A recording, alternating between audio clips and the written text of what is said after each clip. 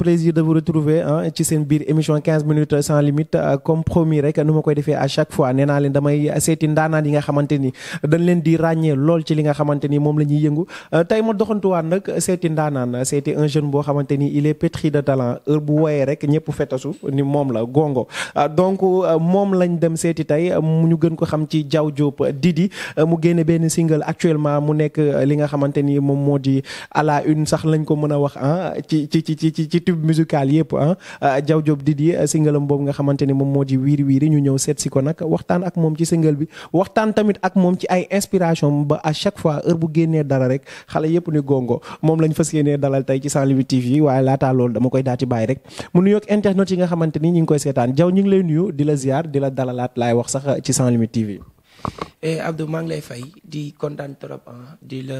nuyu di nuyu ñi nga xamante ni tey ñoom ñoo ñuy seetaan ci Sans Limites di leen wax ni tey Diaw Diop ngeen am comme invité kontaan naa trop c'est un immense plaisir encore une fois de partager une émission avec toi donc voilà. Voilà parce que dañu defoon bu neex man ak yow yaakaar naa fële lañ la fekkoon sax studio nga nekkoon di préparer lu neex yaakaar naa sax loolu nga ñu sottil nii ndax ñoo ngi la fekkoon ci liggéey ñu defoon émission bu neex macha allah sénégalais yëpp daal di koy bëgg waaye yóbbante nañ ma rek nee na émission bi nga xaw a simple quoi modeste tuuti bàyyi ay affaire de bëri titre beeg yooyu ci yeeg yooyu noonu gars yi neen nga xaw ko bàyyi yóbbante la bu ma lay jàllale. ayca Diaw dañuy daal di dugg directement ci biir waxtaan bi gis nañ li nga xamante ni moom moo di wiiri wiiri yaakaar naa moom lañ am fii sax background bi mu nekk yaakaar na single bi nga njëkk a génne maanaam avant ngay def li nga xamante ni moom moo di clip bi. waaw comme d'habitude man d'habitude damay génne single def benn audio nit yi jël ko partager ko après ma doog a génne vidéo bi quoi comme d'habitude depuis que j'ai commencé c'est comme ça que ça se passe. wiri wiri bi nan nga ko joobee parce que yow wiri wiri buñ koy xool yaakaar naa Youssou Ndour way na wiri wiri je pense bien ñu gis fi série boo xamante ni tudd na tamit wiri wiri yëpp jàll ba sénégalais yëpp adapté ko ba mu jàll quoi ba nit ñi xaw ko fàtte nga ñëw génne benn son tudd ko wiri wiri inspiration bi fan la jógee. inspiration bi comme d'habitude dañuy jéem a xool li nga xamante ni tey lenn lii dinañu neex suñu public. parce que tey ñun bu ñuy def dara pour ñoom ñu gis ci seen bopp la donc comme que les gens ont l'habitude de le dire mbëggeel à chaque fois dafay revenir donc l'idée c'était de faire un morceau boo xamante ni couple yi dinañ ci gis seen bopp mais cette fois-ci mettre plus l'accent ci li nga xamante ni nit ki day won partenaire am que ni ko exactement man la c'est moi la personne qu'il te faut donc tu as la chance de m'avoir il faut que nga fonk ma il faut que nga téye ma donc d'où le nom wiiri wiiri c'est-à-dire même si tu pars voir ailleurs tu reviendras à chaque fois. mais Diaw dafa mel ni woy mbëggeel moom moo ci dominé parce que bu ñu xoolee pratiquement li nit ñi di woy léegi yépp mbëggeel la da ngay gis benn album nit da koy génne mais presque 5 wala 4 titres yi ciy nekk yépp mbëggeel kese lay wax lan moo tax loolu. par exemple man su may définir musique dama naan c'est l'expression de mes sentiments. Et qui parle de sentiments parle d'amour donc je pense que c'est lié parce que musique boo déggee danaa la luy jóge ci xol la day dellu ci xol te boo tuddee xol rek da ngay wax bëgg donc pour man dans la vie tout est amour parce que nit ki ci lépp looy mën ci def boo ci jiitalul mbëggeel doo ko def donc mbëggeel mooy base bi moom mooy base ci àdduna ci lépp loo mën ci gis moo waral à chaque fois boo gisee les poètes wala les artistes peintres wala lu mu mënti doon dañuy def benn expression boo xamante ni tey dañuy exprimer wu seen art à travers l'amour pour toucher le cœur des gens parce que li ngay def pour yow la mais aussi pour nit yi la donc moo waral tout le temps mbëggeel di revenir à chaque fois. ñu ñëw tuuti ci clip bi gis nañ ni nga xamante ni noonu lañ ko réaliser mais à chaque fois rek dañuy gis benn touche personnelle boo xamante ni da nga koy apporter tout le temps ci say clip maanaam ci côté harmonie ci côté ambiance ci côté li nga xamante ni moom mooy taaral clip bi cette fois-ci ñu gis nga daal ci génn ci beneen anam maanaam def ko un truc boo xamante ni nan laa ko mën a woowee tey sax nga dajale ay nit toog ci ay mbedd genre yooyu noonu mel ni ku dugg biir banlieue on peut dire quoi maanaam xooloo li nga xamante ni moom mooy beauté bi à 100% parce que dañ la gis ci ay kër yoo xam ne ay baraak laak yooyu noonu ay mbedd et tout ça d'où vient l'idée? Bon, l'idée me vient de Olivier. Donc c'est un Togolais. Il est venu il est venu au studio ñu toogandoo ñun ñaar donc bi muy déglu ay morceaux yu bari à chaque fois day déglu dara ne ma yii man ça c'est trop fort il faut que ñu def dara j'ai vraiment envie de faire un truc avec toi donc bi ñu waxee mais quand il a regardé mes vidéos danaan ma à chaque fois Sénégal damay gis ne yéen vous mettez tout le temps l'accent sur tout ce qui est luxe ak yeneen ma ne ko pourtant man damay def loo xamante ni damay wane ma ne ko parce que sama première vidéo lucum ma ne ko ci mbedd bi laa ko def dem Medina ñu génne baraag yi et tout ça mu ne ma mais il faut le refaire parce que ces clips yi sañse bi et tout ça ñu ngi gis yaa ngi nekk fu luxe mais ce serait bien aussi comme pour les autres pays africains yi nga xamante ni boo xoolee ñoom ils mettent tout le temps l'accent ci aspect naturel bi mu ne ma def ay décor naturel c'est bien des fois nga def ko donc ma ni ko pourquoi pas donc quand il m'a parlé de ça man d'habitude maay réaliser samay vidéo man maay bind ma def script bi proposer ko moom aussi mu daal di valider ñu corriger ndoo ensemble et après voilà on a jugé nécessaire ñu def ko Cité Bissap donc c'était plus pour montrer que ni tey mën nañu woy mbëggeel mën nañu woy lépp ñu def ko ci benn cadre bu naturel il est pas dit que à chaque fois bu ñu woyee mbëggeel dafa war a mën a nekk lu luxe wala loo xamante ni dafay sensuel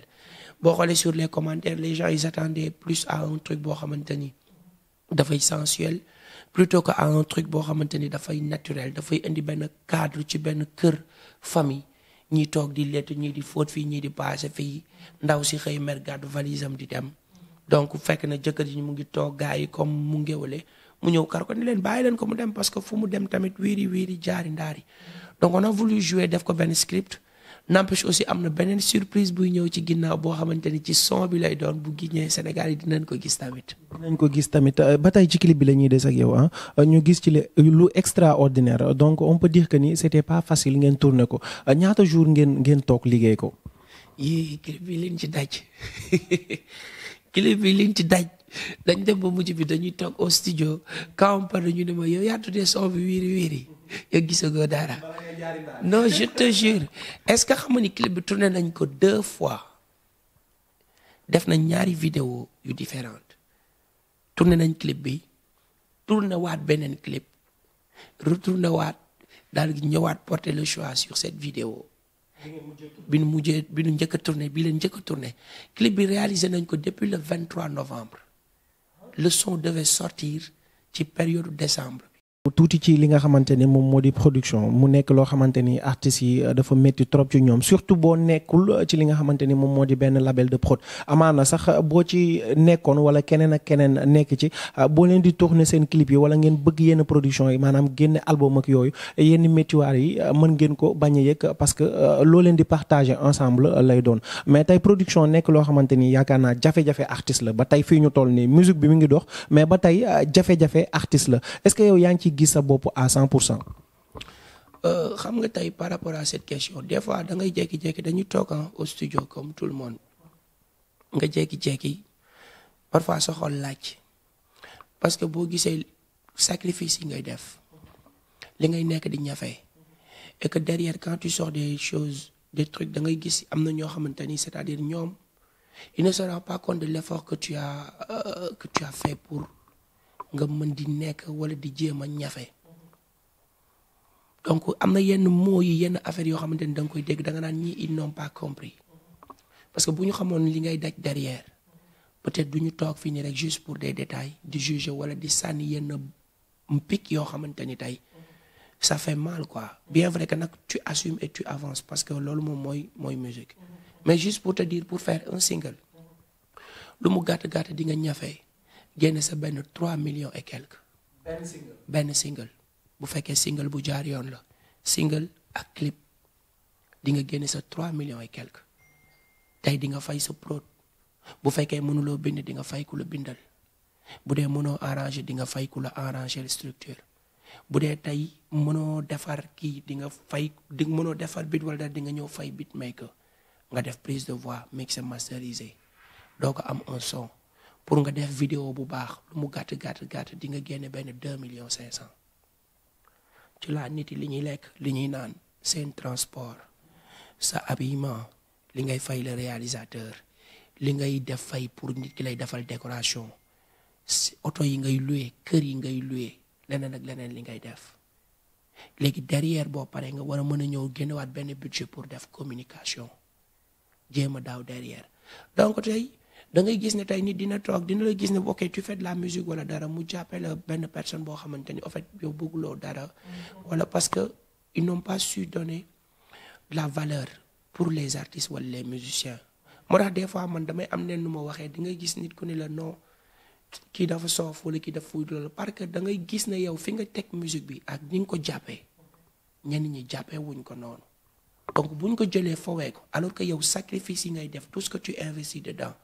des fois ça fait mal moo waral parfois yenn cri de cœur yi nga bëgg leen xamal ni leen lii du foo mais malheureusement pour nous Sénégal léegi tout est mélangé te léegi booy def luy caaxaan sax luy foo moom la ñuy gën a farataal moom la ñuy gën a mettre en avant que yow li nga xamante ni yaa ngi jéem a def lu baax on pouvait faire comme tout le monde am opportunité voyager dem toog fa on peut le faire daw dem defi ji leneen mais bu ñëpp defee noonu lan mooy développer réew mi te culture dafa bokk ci luy développer réew mi man à chaque production que je fais travailler des gens dama monter sama structure damay fay damay dugal TVA damay jouer ñu def ci TVA majoré ko ma jël ko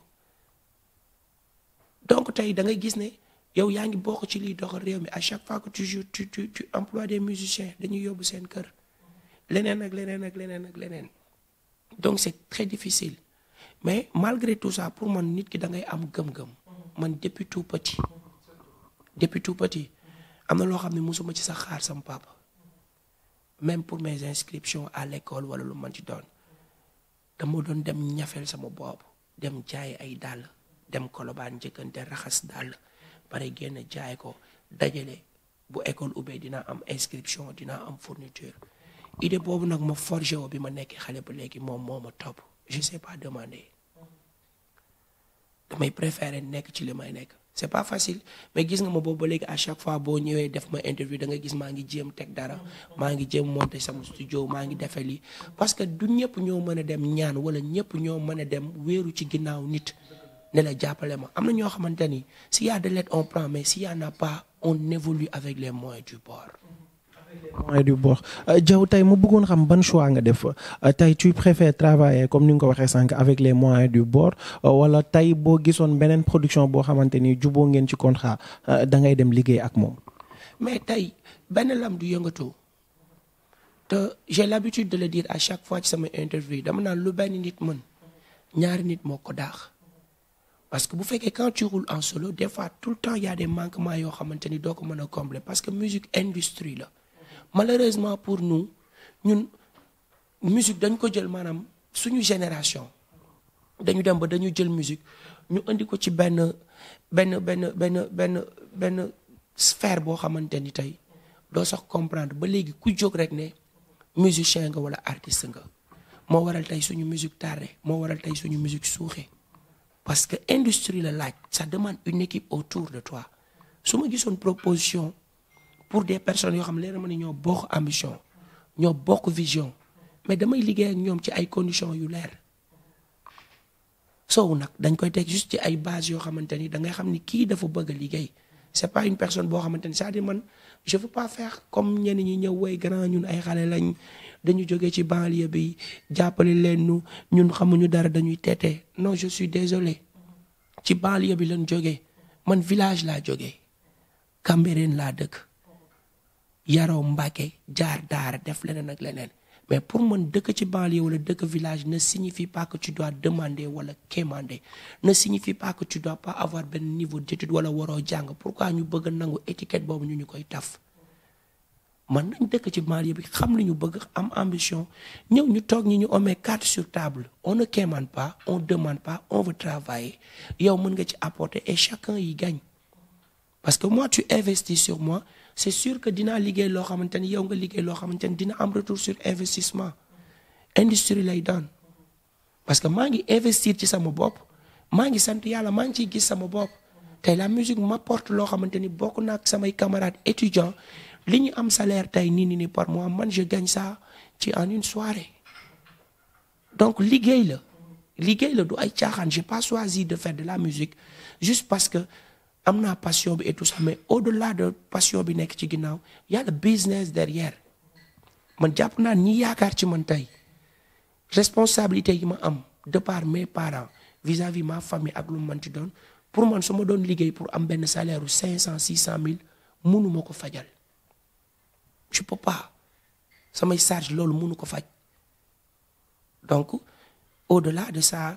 la musique c'est un business ouais. macha allah Diaw ban relation nga am ak yeneen artistes yi bu ma waxee loolu parce que dafa am lu mu bëgg a laaj ñu gis benn clip vidéo je pense que commencé na daw depuis démb ñu gis ci Wally Seck et les autres artistes mais gisuñu ci Diaw Diop te actuellement kenn mënul wax musique bi te du la ci boole kenn mënul wax cartonné ak li nga xamante ni moom moo di audience tamit te du ci boole li nga xamante ni moom moo di Diaw Diop mais gisuñu la foofu est-ce que tey am nga benn relation bi ak yeneen artistes yi maanaam di demalante ak ñoom di dikkalante ak ñoom ba lu ñu xewle dañ fay gis Diaw Diop. nu man awma problème ak kenn parce que pour man tey le combat c'est pas entre nous Sénégal ngandul man tey li may xool ñi may teg bët mooy les autres artistes africains yi nga xamante ni tey da ngay gis ni maanaam luy Grammy luy festival luy show ñoom ñooy tourner ñoom ñoo koy gagner pendant ce temps ñun lan la ñuy xëccoo maa feesal boîte bi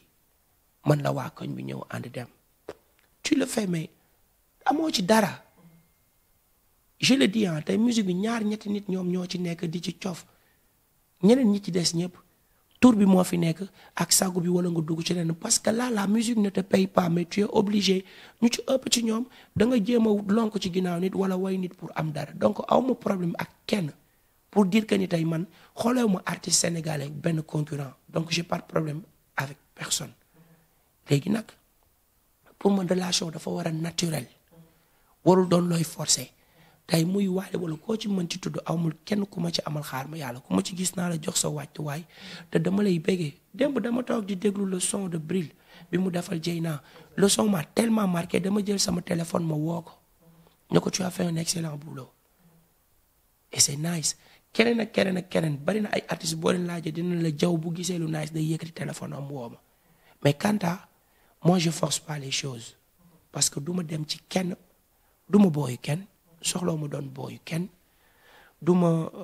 forcer loo xamante ni c'est pas naturel parce que pour man avant d'être artiste je suis une personne j'ai des valeurs sama valeurs yooyu nag musique du ma jaral maanaam ma teggi samay valeurs parce que dama bëgg intérêt ci yow c'est-à-dire man du ma xaritoo ak yow parce que yaakaar naa ci yow 1 franc su ma la signé rek dëgg la ci man du ma fréquenter kenn parce que dama yaakaar ci yow dara soxlawu ma ko I don't need it xaaruma ko woon sax ci samay waajur donc du ma ko xaar ci nit léegi nag quant à peut-être ñu organiser yenn affaires yi doo fa gis Diaw wala dara man ci luñ ma woo on parle si on est d'accord damay dem mais ci luñ ma woowul damay toog sama coin moo continuer liggéey sama liggéey c'est comme ça que ça se passe. ba ci stade bi démb inauguration bi tamit gisuñu la fa te gis nañ fa pas mal d'artistes yoo xamante ni ñoo ngi doon prester foofu noonu lan moo tax woowuñu tamit Diaw. bon mooy li ma la wax man tey par exemple bi Coupe d'Afrique bi di daw avant même Queen Biz di génne son man dama génne son ma way ni coupe bi mu ngi ñëw investir dem def vidéo defuma ko pour xaar ci dara en retour je l'ai fait en tant que Sénégalais bi Sénégal gagné. dama loué ay oto loué ay groupe électrogène def ko ci loué ay sono ñu jël yëpp monté ko ci def caravane dem RTS dem fourner tournée je l'ai fait en tant que Sénégalais donc stade bi aussi bi ñu koy inauguré en tant que Sénégalais ñun ñëpp bëggoon nañ ci participer parce que defuloo ko pour dara mais tu le fais parce que tey Sénégal bu amee ndam ñëpp ñoo am ndam mais tey mooy li mu la wax dañu dem ba mujj bi ci yenn critères yi nga xamante ni moom la ñuy sélectionné tout est chamboulé lépp dafa jaxasoo te mënoo wax ni critères yi la ñuy sélectionné mais buñ la ci woowul tamit mënuloo ci dem taxul ma toog sama ruq ne non damay xaar ko ma woo non bi ñu defee de part Abdoulo le manager bi ñu doon toog jël na son yeeg yëpp mu jël ko balancé ko benn collaborateur ministre bi mu toog écouter il a dit que c'est super et tout ça donc ñu kale dama jékki-jékki gis gars yi dugal ay artistes donc moom def na demande bi yónnee na loolu lépp. léegi nag question de choix bi peut-être ci ñoom lañ ko def mais bon man garaawul pour man tey ñëpp mënuñu dem jouer et nga bañ a jouer tamit warul tax mu frustré wala dara parce que benn fan la jàll na nit ki da ngay gëm li ngay gëm ngay job dugg sa ruq parce que nit yi kenn moomu leen a tu fais un truc ñu boole la ci ñu ñàkk la ci boole tamit yow da ngay xam ki nga doon ak yow de quoi tu es capable. wax ji bëri woon trop ci inauguration bi ci côté artistes yi yaakaar naa avant ba après tey ji yaakaar naa gis nga sax information yi commencé nañ ko bind ci li nga xamante ni moom moo xewoon fële na le ci stade ba démb ñu bëri jàpp ni dafa amoon sabotage ak affaire de xeexante parce que mënuñu concevoir ñu bëri ñëw prester ba à la dernière minute ki nga xamante ni moom moo di Wally Seck waroon yéeg prester mu am problème mu son yéeg dégg naa son jàllul son Fally Poupa moom moo doon daw yaakaar naa mu bëri ay commentaires yu bëri sénégalais ñu ngi ko ci def ñu taxé li nga xamante ni moom moo di xeex ak sabotage jëmale ko ci ki nga xamante ni moom moo di Ndiaga Ndour parce que à ce qu'il paraît moom moo yoroon logistique bi mais ñoo ngi déggaat ay yeneen wax que ni demeewul noonu heure bi moo jotoon Ndiaga Ndour géré wu doon logistique boobu noonu avant Wally di yéeg parce que Turquie yi nga xamante ni ñoom ñoo yoroon logistique bi ñoom ñoo jëloon relais bi depuis 17h30 ay 18h yooyu noonu ana ban jàngat nga am ci loolu. bon jàngat bi ma ci am mooy tey bu ñuy defati dara ak ci lu mu mën ci doon. pour man c'est bien beau ni affaire bi di tourner nii Sénégal rumbulement xamatuñ le bien ou le mal lan lañ mën a mettre en avant ak leneen mais pour man pour pallier à ce problème il faut que à chaque fois dara buñ koy def ñu jël ko def ko de telle sorte boo xamante ni les responsabilités seront partagées et que responsabilités yi dinañ ko jox nit ku ci nekk. buñ la dénkee dara ne la waa yaa war a def lii bu faay amee ñu xam ne yow mii la est-ce que yaa ngi comprendre parce que tey moi j'étais pas là-bas mënuma xam exactement ce qui s'est passé mais pour man tey bu doon dañuy jël affaire yi comme tu dis non Ndiaga la du Ndiaga Turquie la wala du Turquie bu ñu leen leer ni lii lañ war a def lii lañ war a piloter nañ ko teg lii mooy commission bi lii mooy caractère de sélection yi lii ak lii lañu soxla et que mu transparent ñëpp xam ni nii la ñuy def ñii la ñu choisir parce que critères yi la ñu laaj ñiim ñoo moo apte ñii lañ ko defee programme bi nii lay demee nii lañ koy tëralee bu boobaa bu fay amee dinañ xam kan la ñuy pointer de doigt. macha allah am na solo trop leeral boobu noonu ayca Diaw dañuy relancer waat tuuti ci li nga xamante ni moom moo di single bi rek wax nga ni am na ay surprise yoo ñu réserver ci maanaam wàllum production fan la ñuy xaaraat Diaw Diop dañuy xaar album ak li nga xamante ni moom moo di soirée fan si tey fan lañ la mën a fekk. bon d'abord man comme j'ai l'habitude de le dire Sénégal peut-être dinañ gis ñoo xamante ni ñoom ñooy tëgg peut-être ci yenn boîte yi ñoom ñooy ëpp lu ñuy def communication par rapport ak nit yi. mais am na ñoo xamante ni peut-être ñu ngi jouer tous les week-ends donc tey am na ñoo xamante ni peut-être ñu ngi jouer 2 ou 3 fois ci semaine bi mais peut-être dans les endroits yi nga xamante ni ñoom ñooy jouer du bëri coow trop du bëri bruit trop ñu ngi jouer donc man